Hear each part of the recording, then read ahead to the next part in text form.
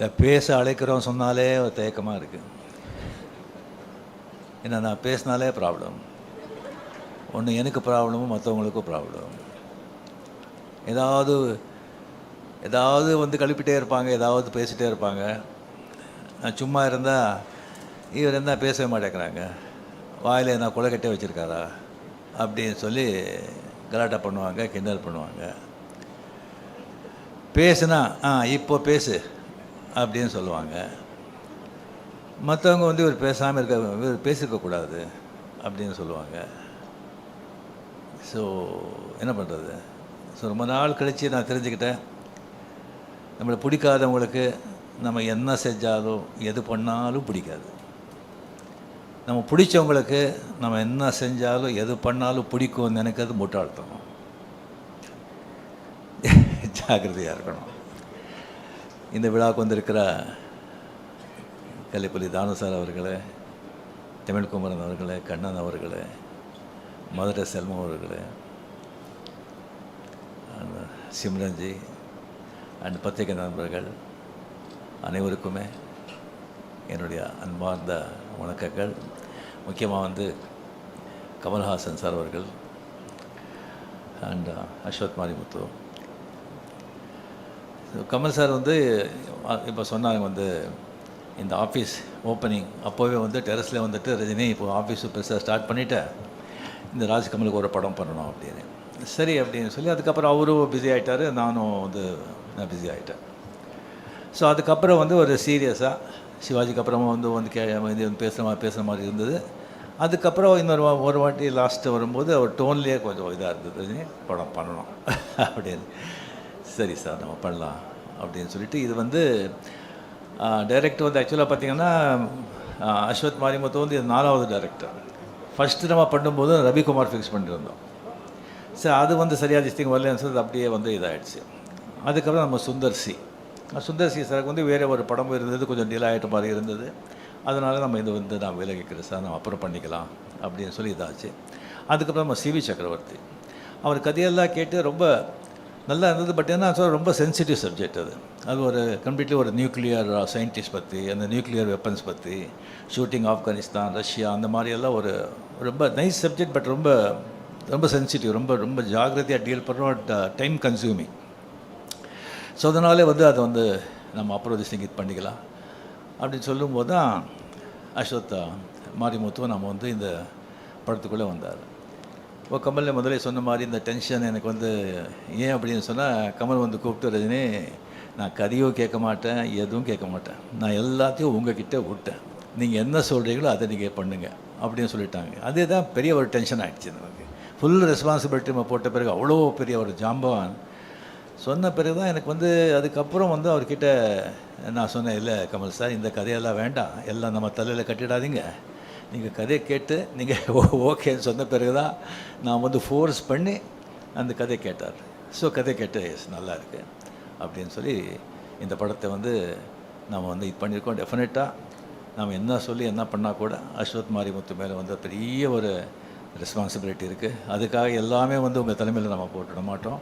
100% நம்ம எல்லாம் சேர்ந்து it's a group work, it's a combined work, it's a team work. எல்லாமே சேர்ந்து நம்ம வந்து ஓன்லி சக்ஸஸ் நோக்கி தான் நாம் வந்து இதை உழைப்போம். டெஃபினெட்லி படம் நல்லா வருவாங்கிற நம்பிக்கை எனக்கு இருக்குது. Very energetic director, young blood. அவர் படம் அந்த டிராகன் படம் பார்த்து எனக்கு ரொம்ப பிடிச்சிருந்தது. அது என்டர்டெயின்மெண்ட் மட்டும் இல்லாமல் ரொம்ப டிஃபிகல்ட்டான சப்ஜெக்ட், அதோட ஒரு நல்ல மெசேஜ் வந்து அதில் வந்து கொடுத்துருந்தாங்க. At same excellent has a cameraman and crew. ரொம்ப ரொம்ப ரொம்ப திஸ்டிங் நல்லா வந்திருக்கு. கடவுள் பணத்தில் நல்லா வரணுங்கிற நம்பிக்கையும் இருக்குது. அண்ட் கமலில் என்னுடைய வந்து ஃப்ரெண்ட்ஷிப் பற்றி ஆல்ரெடி நம்ம எவ்வளோ சொன்னால் கூட அது வந்து கம்மி தான். அவர் வந்து எனக்கு வந்து அவர் செஞ்சுருக்கிற எனக்கு வந்து உதவியா இல்லை என்கரேஜ்மெண்ட்டாக இல்லை கோஆப்ரேஷனாக என்ன சொல்கிறதுன்னு சொல்லி அதுக்கு வந்து நிறைய பேர் தெரியாது. 75, 76, 77 அவர் வந்து மிகப்பெரிய ஸ்டார். அப்போ தான் நான் புதுசாக வந்ததெல்லாம். இளமை மஞ்சளாகிறது நிறைய பேர் பார்த்துருப்பீங்க. அதில் வந்து எவ்வளோ பெரிய பேர் புகழும் எனக்கு வந்து கொண்டு வந்து கொடுத்த படம் அது. அதில் முதல்ல நான் பண்ணுறதா இல்லை, அந்த கேரக்டர் வந்து ஜெய் கணேஷ் பண்ணுறதா இருந்தது. நான் அது கன்னடா, தெலுங்கு, தமிழில் தான் பண்ணிகிட்டு இருந்தேன். அவர் டேட் கேட்கும்போது டேட் கிடையாது.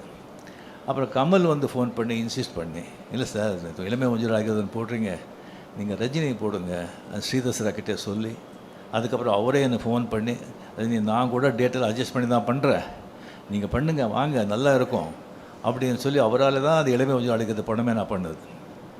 அதில் ஒரு சீக்வன்ஸ் வருது, அது படம் பார்த்தவங்களுக்கு தெரியும். கமல் வருவாங்க, நான் இந்த பக்கம் நின்றுட்டு அவர் பேர் கூப்பிட்ற, கமல் இந்த பக்கம் பார்க்குறாரு, இங்கே அப்படிங்கிற. இன்னும் ஒரு வருதுக்கு முன்னாலே வந்து நான் டைரக்டர் சார் ஸ்ரீதர் சார் கிட்ட பேசும்போது நான் இப்படி பண்ணுறேன்னு சொல்லும்போது, சரி நல்லா இருக்குது, பட் கமல் ஒன்றும் தப்பாக நினைக்க மாட்டாரா அப்படின்னு கேட்டார். இல்லை சார் டெஃபினட்டாக நினைக்க மாட்டார். சரி பார்க்கலாம். சரி வந்தாங்க கமல் இப்படி நான் சொல்லிட்டு இங்கே கமல் ரஜினி சூப்பர் அப்படின்னு சொன்னார். So sir we appreciated so much, எவ்வளோ அண்டர்ஸ்டாண்டிங் இருக்குது, ஸோ நைஸ் அப்படின்னு. ஸோ ஈவன் அந்த ஆடுபுலி ஆட்டம், அது படம் பார்த்தவங்களுக்கு தெரியும். ஒரு மோட்டர் பைக்கில் ஷேவ் பண்ணிகிட்ருப்போம். ஷேவ் பண்ணிகிட்டு இருக்கும்போது இன்ஸ்பெக்டர் இன்ஸ்பெக்டர் வந்துடுவான், போலீஸ் வந்துடுவோம். அப்படியே ஓடி போகும்போது அதுக்கப்புறம் பைக்கில் போகும்போது அவர் ஷேவ் பண்ணிட்டு தானே இருந்தேன். சரி ஷூட் பண்ணும்போது சார் ஷேவ் பண்ணிவிட்டு நான் ஓட்டுறேன் அப்படின்னு சொல்லும்போது எஸ்பி முத்துராமன் ஷேவ் பண்ணிவிட்டு ஓட்டுறதா, ஐயோ என்ன இது, அதெல்லாம் வேண்டாம். அப்போ கமல் பக்கத்தில் இருந்தார். சார் நல்லாயிருக்கும் சார், இதெல்லாம் புதுசு, அவர் புதுசு பண்ணால் நல்லாயிருக்கும். இந்த மாதிரி நான் சொல்லிகிட்டே போகலாம். அந்த மாதிரி ஒரு கமல் செஞ்ச அந்த உதவிக்கெல்லாம் என்கரேஜ்மெண்ட்டுக்கெல்லாம் அவருக்கு அது சொல்லிகிட்டே போகலாம். அது டெஃபினெட்லி. ஸோ இந்த படம் நாம் பண்ணுறது ராஜ்கமலில் எனக்கு அவ்வளோ சந்தோஷமாக இருக்குது, அவ்வளோ ரெஸ்பான்சிபிலிட்டியாக இருக்குது எனக்கு. அண்ட் இப்போவும் சொல்கிறேன், கமல் சார் அப்படியே விட்டுடாதீங்க, படத்தில் நீங்கள் பார்த்து அப்பப்போ உங்களுடைய நீங்களும் இன்வால்மெண்ட் இங்கே இருக்கணும். அண்ட் இந்த படம் டெஃபினெட்லி நல்லா வரும் அப்படிங்கிற நம்பிக்கை இருக்குது, நல்லா வரணும்.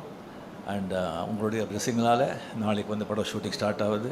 அண்டு சிம்ரன்ஜி கூட ஆஃப்டர் பேட்டை என்னுடைய பேர் ரொம்ப ரொம்ப ஜனங்க லைக் பண்ணாங்க. அது ரொம்ப கம்மியாக இருக்குது அப்படின்னு நினச்சாங்க. ஸோ இந்த படத்தில் ஃபுல்லாக நல்ல சீன்ஸு அண்ட் நல்ல கேரக்டர்ஸ் அதெல்லாம் இருக்குது. நல்ல ஒரு அஸ்வத் சொன்ன மாதிரி நல்ல ஒரு என்டர்டெயின்மெண்ட்டோட ஒரு த்ரில்லர் இந்த படம் with Anees music. And last but not least Mahendran, அவரை பற்றி என்ன சொன்னாலும் எவ்வளோ சொன்னாலும் அது கம்மி தான் ஆகும். ஏன்னா கமல் சார் மாதிரி ஒரு ஆர்டிஸ்ட்டு அவருக்கு அந்த மாதிரி ஒரு ரைட் ஆன் திஸ் திங் இல்லைன்னு சொன்னால் அது ரொம்ப ரொம்ப ரொம்ப கஷ்டம். ஏன்னா அவருடைய இதே வேறு, அவர் பணம் அது இதை பற்றியெல்லாம் அதெல்லாம் அவருக்கு சினிமா க்ரியேட்டிவிட்டி அதில் தான் ஒரு வாழ்க்கையே. அதுக்கு கரெக்டாக அவர் போக்கில் விடாமல் கொஞ்சம் பிடிக்கிறதுக்கு மகேந்திரன் அந்த மாதிரி அவர் கிடைச்சது எனக்கு மிக மிக சந்தோஷம். செய்திகளை உடனுக்குடன் தெரிந்து கொள்ள கீழ்கண்ட கேபிள் மற்றும் டிடிஹெச் நெட்வொர்க்குகளில் எம்நாடு செய்தி தொலைக்காட்சியை காணுங்கள். பாதகம் செய்பவரை கண்டால் நாம் பயம் கொள்ளலாகாது பாப்பா, மோதி மிதித்து விடு பாப்பா, அவர் முகத்தில் உமிழ்ந்து விடு பாப்பா. அண்மை செய்திகளை உடனுக்குடன் தெரிந்து கொள்ள இணைந்திருங்கள் எம்நாடு தொலைக்காட்சியுடன்.